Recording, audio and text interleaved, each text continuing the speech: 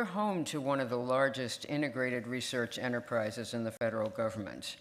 We support over 2,000 active research projects annually in fields such as tissue engineering, precision oncology, neuroprosthetics, and cellular therapies.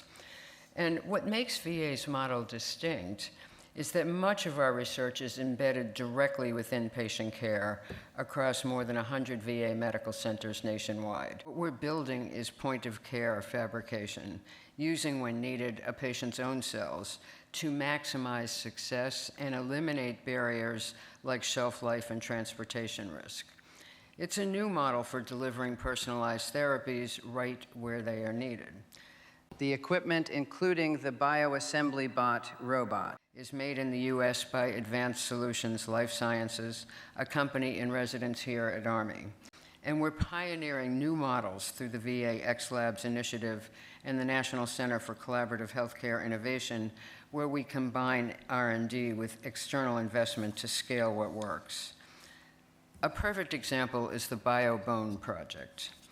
Developed with Advanced Solutions Life Sciences, BioBone is a living bone implant created from a patient's own cells.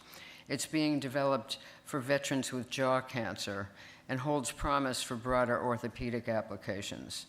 FDA clearance is expected in the next 2 years, and when approved, it could benefit nearly 9,500 veterans annually. Long term, it has the potential to transform the entire orthopedic industry. Could we restore lost movement through bioengineered muscle or bone? We think so. At VA, we believe regenerative therapies are not just possible, they're actually essential, but we can't deliver them alone. So here's a call to action. Design with veterans in mind.